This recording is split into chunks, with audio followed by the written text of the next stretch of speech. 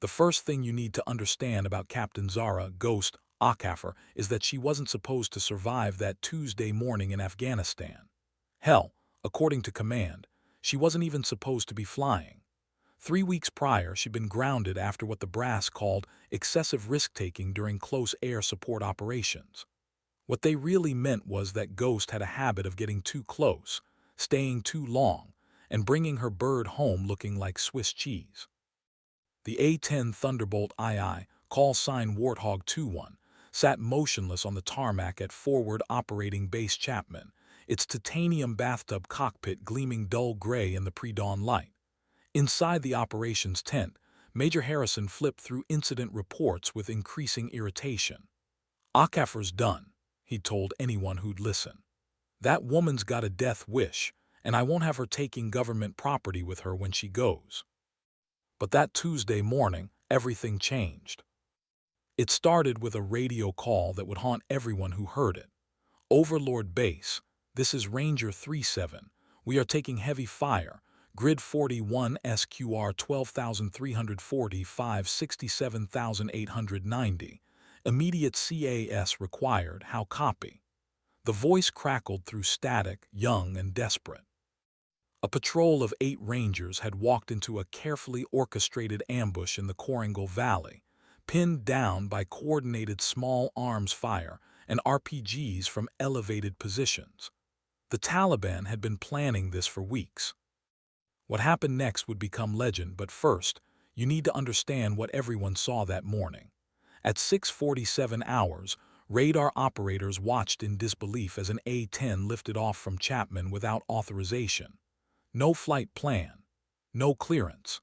Ghost had simply walked to her aircraft, ignored the crew chief's protests, and fired up those twin General Electric TF-34 engines. "Warthog 21, you are not cleared for takeoff. Return to parking immediately," came the tower's sharp command. The response was pure Ghost. "Tower, Warthog 21, souls on board 1, fuel state full, ordnance full. Rangers are dying, going to work."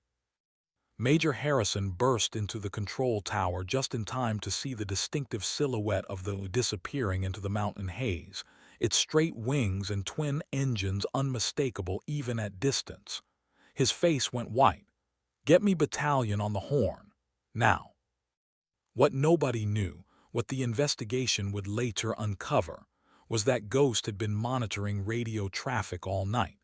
She'd heard the patrol call signs, memorized their grids, studied their mission profile. When the ambush unfolded, she was already calculating attack runs in her head. The Taliban fighters positioned in those mountain ridges had no idea they were about to meet the one pilot in theater who'd rather die than leave soldiers behind. They were about to learn why they called her Ghost. 23 minutes after takeoff, she found them. The Korangal Valley stretched below like a wound carved into the Hindu Kush, its steep walls casting shadows that moved like living things. From 8,000 feet, Ghost could see the patrol's predicament clearly. 8 Rangers pressed flat against a dried riverbed while muzzle flashes winked from caves and fighting positions carved into the valley walls. The Taliban had chosen their ground well, overlapping fields of fire, natural cover, multiple egress routes. "Ranger 37, this is Warthog 21 on station, visual on your position. Can you mark targets?" The relief in the ground controller's voice was palpable. "Warthog 21, God bless you, we have multiple fighting positions, north wall of the valley, approximately 200 meters from our position. Be advised, we are danger close." Ghost's hands moved across her controls with practiced precision. The A-10's heads-up display painted target symbols across her canopy as she rolled inverted, pulling her nose down toward the valley floor. At this altitude, every detail was sharp. The Rangers' olive-drab uniforms pressed against tan earth, the glint of brass casings scattered around their position, the dark maws of caves where muzzle flashes bloomed like deadly flowers. "Roger, danger close. I'll put it right where you need it. Keep your heads down." What happened next would be dissected in after-action reports for years. Ghost brought her A-10 down the throat of that valley at 300 feet, her GAU-8 Avenger cannon already spinning up. The 13 depleted uranium rounds found their targets with surgical precision, not the wild spray that movies show, but controlled, devastating bursts that turned Taliban fighting positions into smoking rubble. But the Taliban weren't finished. As Ghost pulled up from her first gun run, tracers reached up from hidden positions like angry fingers. She felt the impacts before she heard them, sharp metallic pops that spoke of holes being punched through aluminum and titanium. Her right engine temperature climbed into the yellow. Warthog 2-1, I see multiple hits on your aircraft, called Ranger 3-7. Are you still mission capable? Ghost's response came through gritted teeth as she banked hard left, lining up for another pass. Ranger 3-7, I'm still flying, I'm still fighting. Next run from the south. Her second pass was even lower, even more desperate. The GAU-8's distinctive roar echoed off valley walls as she walked her rounds up a ridgeline, silencing an RPG position that had been bracketing the Rangers with near misses. But more tracers found their mark. Her hydraulics warning light flickered on. Flight control inputs began feeling mushy. The mountain warfare specialists who later studied the engagement footage couldn't believe what they saw. Ghost made 7 attack runs in 38 minutes, each one lower than the last, each one taking more damage. By the 6th run, her right engine was trailing black smoke. By the 7th, her left main landing gear was hanging partially extended. All stations, this is Overlord Base. Warthog 2-1, you are directed to return to base immediately for emergency landing. But Ghost had other priorities. The Taliban's final gambit was a coordinated assault from 3 directions, designed to overrun the Ranger position while the A-10 was presumably retreating. They hadn't counted on Ghost's stubborn streak. Banking around for what everyone assumed would be her final pass, she keyed her radio with characteristic calm. Ranger 3-7, they're massing for a ground assault. I'm going to break up the party. What she did next violated every rule of close air support engagement. Dropping to less than 200 feet above the valley floor, Ghost flew straight and level through a corridor of small arms fire, her remaining ordnance creating a wall of destruction between the Taliban fighters and the pinned Rangers. Rockets, 30 rounds, and sheer audacity combined to shatter the enemy assault before it could develop. The cost was immediate and visible. Her left engine coughed, shuddered, and went silent. Her right engine, already running hot, began making noises that no pilot ever wants to hear. Hydraulic fluid painted red streaks across her canopy. Control surfaces responded sluggishly, like swimming through honey. Ranger 3-7, Warthog 2-1, you are clear to move. Get your people out of there. Warthog 2-1, what's your status? Do you need assistance? Ghost looked at her instrument panel, a Christmas tree of warning lights and failure indicators. Her backup systems were working overtime. Her primary flight controls were on borrowed time. But she was still flying, and more importantly, 8 Rangers were about to walk out of that valley alive. Negative, Ranger 3-7. I'm heading home, good hunting. It was the last transmission anyone would hear from her for 47 minutes. The flight back to Chapman became an exercise in physics and willpower. With one engine dead and the other overheating, Ghost coaxed her crippled A-10 through mountain passes at altitudes that made her ears pop. Every control input required double the usual force. Every turn demanded triple the planning. The aircraft wanted to roll left constantly, requiring constant right aileron pressure that made her right arm ache. At 18,000 feet, her oxygen system began acting up. The mountain peaks of Afghanistan stretched in all directions like the backbone of some ancient, sleeping dragon. Her radio crackled with concerned voices, Overlord Base trying to establish contact, rescue helicopters spinning up for search and rescue operations, other pilots offering to escort her home. Ghost ignored them all. This was between her and the machine. The A-10 had been designed to absorb punishment and keep flying.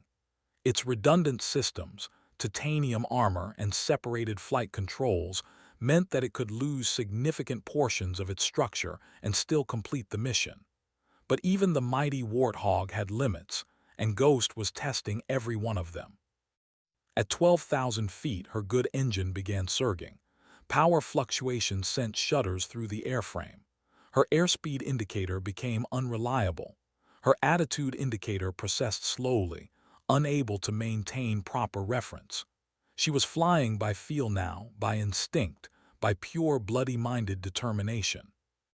"Come on, girl," she whispered to the aircraft. "Don't quit on me now." The mountains gradually gave way to foothills, then to the brown flatlands surrounding Fob Chapman. Through her cracked canopy, Ghost could see the base's runway, a strip of concrete that looked impossibly narrow from her current altitude. Emergency vehicles were already lining up alongside it, their red lights painting moving patterns against the afternoon haze. Her approach was less landing than controlled crash. With no flaps, degraded flight controls, and an engine that threatened to quit at any moment, Ghost aimed for the runway numbers and held on. The touchdown was hard enough to compress her spine, but the A-10's sturdy landing gear absorbed the punishment. She rolled out long, unable to brake effectively with her damaged systems. When the aircraft finally stopped, silence fell over Chapman like a blanket. Emergency crews approached cautiously, unsure what they'd find in the cockpit. It looked like it had flown through a thunderstorm made of bullets. Holes punctured every surface. Fluid leaked from multiple systems. Entire sections of aluminum skin hung loose like damaged scales. But Ghost was alive, conscious, and already planning her next mission. The investigation began before she'd even climbed out of the cockpit. Military bureaucracy moves slowly, but scandal moves fast, and an unauthorized combat mission flown by a grounded pilot definitely qualified as scandal. Within hours, investigators from multiple commands descended on Chapman, armed with clipboards, cameras, and predetermined conclusions. Major Harrison led the initial debriefing, his face a mask of professional disapproval. "Captain Akafor, you were explicitly grounded. You had no authorization to fly. You violated direct orders and endangered government property." Ghost sat in the cramped briefing room, still wearing her flight suit, still smelling of hydraulic fluid and cordite.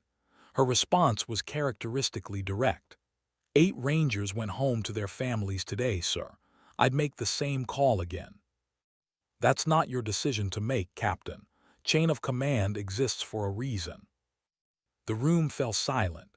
Other pilots shuffled uncomfortably. Everyone knew the score. Ghost had saved lives, but she'd also broken rules. In the military, rules matter. Sometimes they matter more than lives, at least on paper. What saved her was the Rangers themselves. Sergeant First Class Marcus Webb, the patrol leader from that Tuesday morning, requested permission to testify at the formal hearing. His words carried the weight of personal experience. "That pilot didn't just save our lives. She risked everything to bring us home.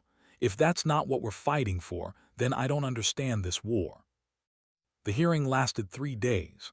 Expert witnesses testified about flight safety, command authority, and proper procedures. Technical specialists examined every bullet hole in Ghost's A-10, documenting the damage with scientific precision.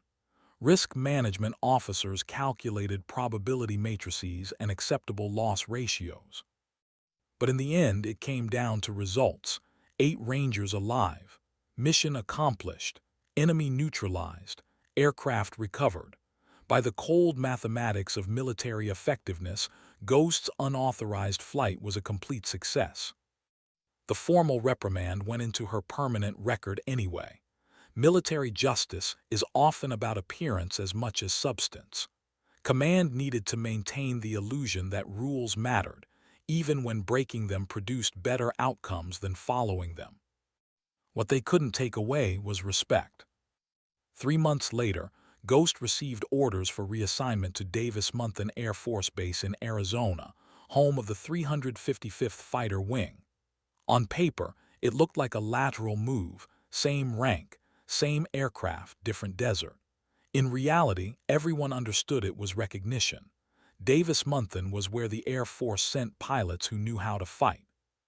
Her final flight from Chapman came on a crystalline morning in October, the kind of day when the Hindu Kush looked almost beautiful. Other pilots lined the taxiway as she prepared for takeoff, a gesture of respect rarely seen in military aviation. Her replacement A-10, tail number 7080691, gleamed with fresh paint and fully functional systems. Tower Warthog 2-1, ready for departure. Warthog 2-1 cleared for takeoff. Fair winds and following seas, Ghost. The traditional Navy farewell seemed appropriate somehow. Ghost advanced her throttles and felt the familiar surge of twin turbofans pushing her down the runway. As Chapman fell away beneath her wings, she thought about the Rangers she'd saved, the rules she'd broken, and the price of doing what's right in a world that often rewards what's safe. Afghanistan had been her crucible, but it wouldn't be her ending. The mountains passed below one final time, their peaks touched with early snow. Ghost set course for home, wherever that might be, carrying with her the hard-won knowledge that sometimes the most important battles are fought not against the enemy, but against the systems that would prevent you from protecting the people who matter most. Arizona welcomed Ghost with scorching heat and endless blue skies, a dramatic contrast to Afghanistan's vertical landscape. Davis-Monthan sprawled across the Sonoran Desert like a military oasis, its runways shimmering with heat distortion even in late afternoon. The 355th Fighter Wing operated the largest A-10 fleet in the Air Force, and their pilots had a reputation for aggressive tactics and unconventional solutions. Ghost's reputation had preceded her. Within hours of arriving, she discovered that her unauthorized combat mission in the Korangal Valley had become squadron legend, discussed in hushed tones in the officers' club and analyzed in tactical training sessions. Young pilots studied her attack profiles with the same intensity they devoted to Medal of Honor recipients' combat records. But fame came with unexpected complications. During her first week at Davis-Monthan, Ghost was approached by Captain Jake "Viper" Morrison, the squadron's golden boy, Harvard graduate, perfect flight records, and a father who happened to be a three-star general.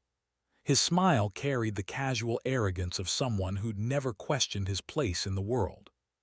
"So you're the famous Ghost," he said during a break in mission planning. "Heard you like to freelance." The comment hung in the air like exhaust fumes. Other pilots looked up from their charts and weather briefings, sensing confrontation. Ghost continued reviewing her target materials without looking up. "I like to accomplish the mission, Captain, by whatever means necessary." Interesting philosophy. Must be nice to have lower standards for success. The room went silent. Morrison's implication was clear, that Ghost's unconventional tactics reflected inferior training or judgment rather than superior adaptability. It was a calculated insult delivered with practiced precision. Ghost finally looked up, her dark eyes meeting his pale blue ones. "My standards are pretty simple, actually. Bring everyone home alive. Accomplish the mission. Everything else is just paperwork. And if the paperwork says you're grounded, then somebody better have a good reason why papers matter more than people." The confrontation might have escalated, but Lieutenant Colonel Sarah Chen chose that moment to enter the briefing room. Chen commanded the 354th Fighter Squadron with the quiet authority of someone who'd earned respect through competence rather than politics. Her appearance immediately refocused everyone's attention on the business at hand. "Gentlemen, ladies, we have a situation developing. Training exercise Copper Flag has been upgraded to full-scale combat readiness. Somebody want to tell me why my pilots are discussing philosophy instead of target packages?" The next 6 months at Davis-Monthan tested Ghost in ways Afghanistan never had. Combat was straightforward. Identify the threat, neutralize it, protect the good guys. Training was political minefield where every decision was scrutinized, every outcome analyzed, every deviation from standard procedure documented and reviewed. Ghost excelled at the flying but struggled with the bureaucracy. Her after-action reports were concise to the point of terseness. Her adherence to flight safety protocols was technically correct but creatively interpreted. Her interactions with fellow pilots ranged from professionally cordial to barely tolerated, depending on their attitude toward unauthorized heroics. The breaking point came during a red flag exercise at Nellis Air Force Base in Nevada. Red Flag represented the Air Force's premier air combat training, where pilots from around the world gathered to practice large-scale aerial warfare in the most realistic environment possible short of actual combat.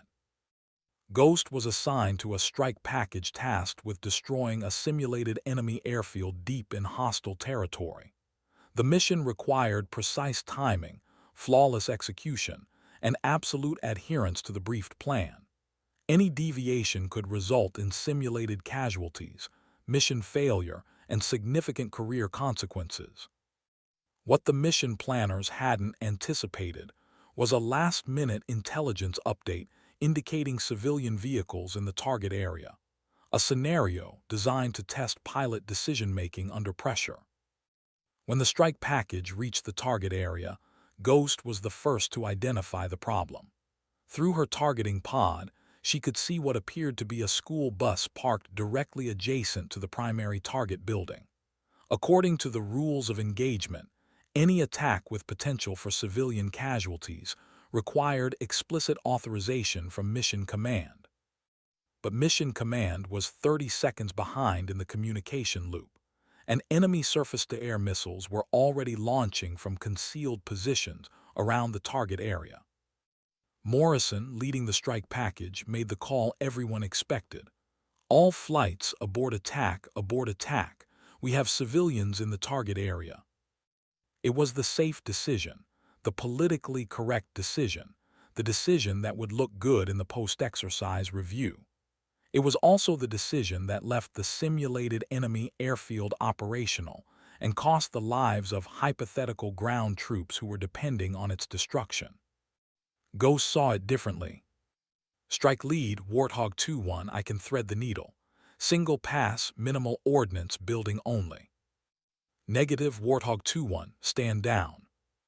But Ghost was already rolling in, her A-10 diving toward the target at an angle that would allow her GAU-8 cannon to engage the building without endangering the bus. It was the kind of precision shooting that required split-second timing and absolute confidence in her aircraft's capabilities. Her 30 rounds walked up the side of the target building with surgical precision, demolishing the structure while leaving the adjacent areas untouched. The simulated enemy airfield went offline. Mission accomplished. The silence on the radio frequency was deafening. Morrison's voice, when it finally came, carried the fury of someone whose authority had been publicly challenged. Warthog 2-1, you are directed to return to base immediately. We'll discuss this on the ground. The post-exercise debrief was conducted in front of the entire Red Flag class. Pilots from the United States, United Kingdom, Australia, and Israel all gathered to witness either a masterclass in precision attack or a cautionary tale about insubordination. The video footage spoke for itself. Frame-by-frame analysis showed Ghost's rounds impacting within centimeters of their intended targets, with no collateral damage to the civilian vehicle. Computer simulations confirmed that her attack angle and ammunition selection had minimized risk while maximizing effectiveness. But the tactical success couldn't overshadow the procedural violation. Captain Okafor, began Colonel Williams, the Red Flag exercise director, your shooting was impeccable. Your judgment was questionable. Your adherence to chain of command was non-existent. Ghost stood at attention, her expression neutral. Sir, ground troops were depending on target destruction. The window of opportunity was closing. I assessed the risk as manageable and took action. You assessed the risk, not your flight lead, not mission command, you. Yes, sir. And if you'd been wrong, if your rounds had gone wide, if that bus had contained actual civilians instead of exercise props. The question hung in the desert air like heat shimmer. Everyone in the room understood the implications. Modern warfare demanded split-second decisions with life-and-death consequences. Training exercises like Red Flag existed to prepare pilots for those moments when there was no time for committee decisions or risk assessments. Ghost's answer came quietly but clearly. Then I'd live with the consequences, sir. But I wouldn't have to live with watching ground troops die because I was too afraid to take a calculated risk. The room erupted in murmurs and whispered conversations. Some pilots nodded approval, others looked scandalized. The international observers watched with fascination, American military culture dissected in real time. Colonel Williams called for silence. His next words would define not just Ghost's future, but the entire exercise's lessons learned. Captain Okafor, your tactical innovation will be incorporated into future red flag scenarios. Your disregard for chain of command will be addressed through appropriate channels. Dismissed. As pilots filed out of the briefing room, Ghost found herself surrounded by an unusual coalition of admirers and critics. The Israeli pilots were particularly intrigued by her aggressive tactics. The British contingent seemed amused by what they termed typical American individualism. Her own countrymen remained divided. But in the back of the room, Lieutenant Colonel Chen watched with calculating eyes. She'd been evaluating Ghost for months, trying to determine whether her unconventional pilot was a valuable asset or a dangerous liability. The red flag incident had provided the answer she needed. That evening, Chen found Ghost in the base library, studying combat footage from recent operations in Syria and Iraq. The older woman sat down across from her subordinate, noting the intensity with which Ghost analyzed enemy tactics and friendly countermeasures. "You know they're going to court-martial you eventually," Chen said without preamble. Ghost looked up from her tablet, unsurprised by the blunt assessment. "Probably, ma'am.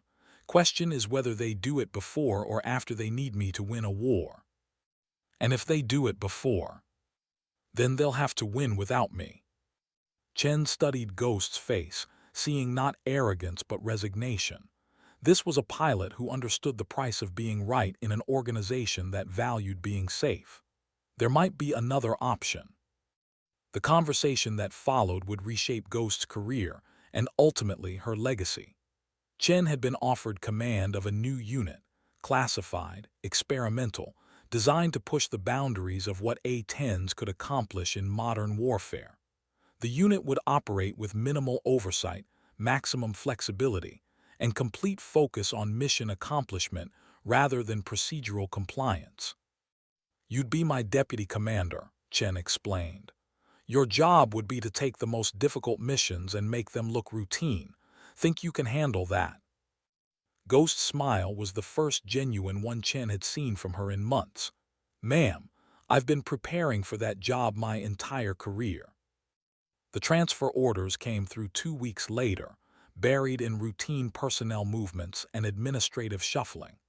To outside observers, Ghost was simply being reassigned to another squadron for continued training and evaluation. In reality, she was joining an elite unit that didn't officially exist and wouldn't appear on any organizational chart. Her final flight from Davis-Monthan took place at dawn, the desert sky painted in shades of rose and gold that reminded her why she'd fallen in love with flying in the first place. As her A-10 climbed toward the morning sun, Ghost reflected on the strange journey that had brought her from grounded troublemaker to classified asset. Behind her, Morrison watched from the flight line with undisguised relief. He'd finally gotten rid of the pilot who'd made him look indecisive and weak. Ahead lay new challenges, new missions, and new opportunities to prove that sometimes the best way to follow orders was to understand their intent rather than their literal meaning. The desert fell away beneath her wings as Ghost set course for her new assignment, carrying with her the hard-won knowledge that, In a world of black and white regulations, the most important decisions were made in shades of gray. Her radio crackled with air traffic control instructions, but Ghost was thinking about something else entirely. A conversation she'd had with one of the rescued Rangers during a chance meeting at Ramstein Air Base months earlier. "You know what I remember most about that day," Sergeant Webb had said. "Not the bullets or the explosions or the fear. I remember looking up and seeing your A-10 diving straight down that valley, knowing that somebody cared enough about 8 soldiers to risk everything. That's worth more than medals or commendations or perfect efficiency reports." As Ghost climbed toward her new altitude and her new future, she carried that memory with her like a compass. In a military culture increasingly focused on risk management and career preservation, she represented something both dangerous and essential: the willingness to make the hard choice when the hard choice was the right choice. The morning sun climbed higher, and Ghost flew toward whatever came next. 3 years later, Ghost's classified unit had become the stuff of legend within certain circles of the Air Force Special Operations community.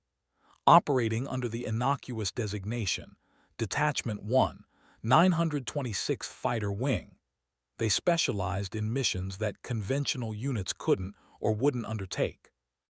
Their aircraft bore no special markings, their personnel appeared on no public rosters, and their operations were discussed only in secured briefing rooms with appropriate clearances. Ghost had thrived in this environment of controlled chaos. As Chen's deputy commander, she'd helped develop tactics that pushed the A-10 platform beyond its traditional close air support role into areas of precision strike, urban warfare, and special operations support that would have been unthinkable during the aircraft's Cold War origins. The unit's most significant test came during Operation Sudden Storm, a classified mission in the Horn of Africa that required extracting an intelligence team from a compound surrounded by hostile forces. The traditional approach would have involved multiple aircraft, extensive planning, and significant risk to civilian populations in the urban area. Ghost proposed something different. Using modified A-10s equipped with additional communications gear and precision-guided munitions, she developed a plan that relied on psychological warfare as much as physical destruction. Instead of leveling the entire area, they would create a corridor of precisely controlled devastation that would allow the extraction team to reach their target while convincing the enemy that resistance was futile. The mission briefing took place in an underground facility that didn't appear on any maps, attended by personnel whose names were classified above her clearance level. Ghost stood before a wall-mounted display showing satellite imagery of the target area, her laser pointer highlighting key terrain features and enemy positions. "The key to this operation is timing," she explained to the assembled special operations personnel. "We need to create maximum psychological impact while minimizing actual casualties. The enemy needs to believe they're facing overwhelming force, when in reality we're using precision to create the illusion of firepower." A Navy SEAL commander raised his hand. "Captain, what you're describing sounds like close-in air support in an urban environment. The risk of civilian casualties is significant." Ghost's response revealed how much she'd evolved since her early days of unauthorized heroics. "Commander, the risk of civilian casualties is why we're using precision weapons instead of area munitions. Every round we fire will be accounted for. Every impact will be predetermined. The enemy will see destruction, but civilians will see protection." The mission launched at 200 hours local time, with Ghost leading a formation of 4 modified A-10s through hostile airspace at altitudes that tested both aircraft and crew capabilities. Their target, a 3-story compound in downtown Mogadishu, where intelligence assets were trapped by an unknown number of hostile forces. As they approached the target area, Ghost's radio crackled with updates from the ground team. "Reaper 1-1, this is Groundhog 6. We have movement on all sides of the compound. Estimate 40 to 50 hostiles with small arms and RPGs. Request immediate support. Groundhog 6, Reaper 1-1, we have eyes on target. Beginning precision engagement. Keep your heads down. What happened next became a textbook example of how technology and tactics could combine to achieve objectives that had seemed impossible just decades earlier. Ghost's A-10s didn't carpet bomb the area or unleash their GAU-8 cannons in sustained bursts. Instead, they delivered precisely aimed rounds that destroyed specific targets while leaving adjacent structures untouched. A rooftop sniper position disappeared in a cloud of concrete dust. An RPG team's hiding spot became a smoking crater. Vehicle-mounted machine guns were silenced with surgical strikes that left their operators' cover intact but uninhabitable. Within 15 minutes, the hostile forces around the compound had been neutralized or driven off without a single civilian casualty. The extraction team reached their target, recovered the intelligence assets, and departed while Ghost's A-10s provided overwatch from above. But the mission's true success was measured not in destroyed targets or saved lives, but in changed perceptions. Video footage of the operation, later declassified and used for training purposes, showed what modern air power could accomplish when wielded by skilled operators with appropriate technology and tactics. Ghost's post-mission report was characteristically concise. Mission accomplished. No friendly casualties. No civilian casualties. Enemy neutralized or dispersed. Lessons learned. Precision application of force can be more effective than overwhelming application of force. The report's final line would be quoted in air power doctrine for years to come. The goal is not to destroy everything in sight, but to destroy exactly what needs destroying while protecting everything that needs protecting. 6 months after Operation Sudden Storm, Ghost received a phone call that would change everything. The voice on the other end belonged to General Patricia Hayes, the first female Air Force Chief of Staff, calling from the Pentagon with an offer that couldn't be refused. Captain Okafor, I need someone to lead a new program that will redefine how we think about close air support in urban environments. The position comes with promotion to major, assignment to the Pentagon, and responsibility for developing tactics that will be used by every A-10 pilot in the Air Force. Interested? Ghost looked out the window of her quarters at the desert landscape that had been home for the past 3 years. In the distance, A-10s were conducting training flights, their distinctive silhouettes cutting through the afternoon haze. Her unit had become more than just a job. It had become a family of pilots who understood the difference between following orders and accomplishing missions. General, can I ask what happened to conventional wisdom about chain of command and following procedures? Hayes's laugh carried years of experience dealing with military bureaucracy. Major, conventional wisdom is what gets people killed when they're facing unconventional problems. We've decided we need officers who understand the difference. And if I accept this position, what happens to my current unit? They'll continue their mission under different leadership. Your job will be to ensure that what they've learned gets shared with every pilot who might need it. Ghost's acceptance of the Pentagon assignment marked the beginning of her transformation from tactical innovator to strategic thinker. Her new office in the E-Ring came with windows overlooking the Potomac River and responsibility for programs that would affect thousands of pilots she'd never meet. But her most important work happened not in meetings or briefings, but in a classified training facility where she taught advanced tactics to instructor pilots who would carry her lessons to squadrons around the world. The enemy doesn't read our regulations, she'd tell each new class. They don't care about our risk assessments or our procedural compliance. They care about accomplishing their mission, and we need to care more about accomplishing ours. Her students came from every corner of military aviation, young lieutenants fresh from training, seasoned captains with multiple combat deployments, lieutenant colonels preparing for squadron command. What united them was a recognition that warfare was evolving faster than doctrine, and conventional approaches might not be sufficient for unconventional challenges. Ghost's teaching methodology was simple: present realistic scenarios, demand innovative solutions, then critique the results with brutal honesty.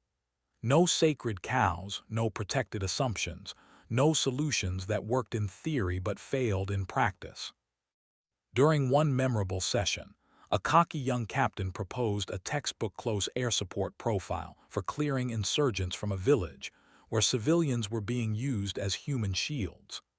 Ghost listened patiently, then pulled up satellite imagery from a real operation where similar tactics had resulted in significant civilian casualties. "Captain, your plan is technically perfect and tactically sound. It's also morally bankrupt and strategically counterproductive. Want to try again?" The revision process that followed became a masterclass in creative problem-solving. Instead of overwhelming firepower, the new plan relied on psychological operations, precision strikes, and patience. Instead of destroying the village to save it, they would save the village by making resistance pointless. "The best weapon we have," Ghost explained as the session concluded, "is not the GAU-8 or Maverick missiles. It's the human brain behind the trigger. Use it." Her influence extended beyond just tactical training. Ghost's reports and recommendations began appearing in Air Force doctrine publications, professional journals, and strategic planning documents. Her ideas about precision application of force in urban environments became standard practice.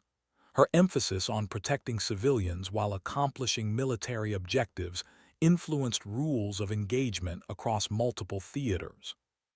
But perhaps her most lasting impact came through the pilots she trained, who carried her lessons to squadrons around the world and passed them on to the next generation of aviators.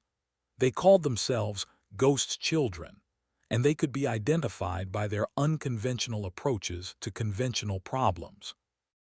Years passed. Ghost was promoted to lieutenant colonel, then colonel. She served in various Pentagon positions, commanded a training wing, and eventually became responsible for A-10 modernization programs that would keep the aircraft relevant well into the 21st century. Throughout her career, she maintained contact with the Rangers she'd saved that morning in Afghanistan. Sergeant Webb, now a command sergeant major, would send her updates on his soldiers' careers and families. They'd grown up, gotten married, had children of their own. Lives that might not have been possible without a pilot who'd been willing to break rules to protect people. On her final day of active duty, Colonel Ghost Acaffer stood in the same Pentagon office where she'd accepted her first assignment as a major 15 years earlier. The view hadn't changed much. The Potomac still flowed past. Aircraft still tracked across the sky. The business of national defense continued regardless of individual careers. Her successor, a brilliant young major who'd graduated at the top of her class from the Air Force Academy, asked the question that had been bothering her since accepting the position. "Ma'am, how do you know when to break the rules?" Ghost looked out at the river, thinking about rangers in a valley, civilians in a compound, students in a classroom, and all the moments when doing the right thing had required doing the wrong thing according to regulations. "Major, the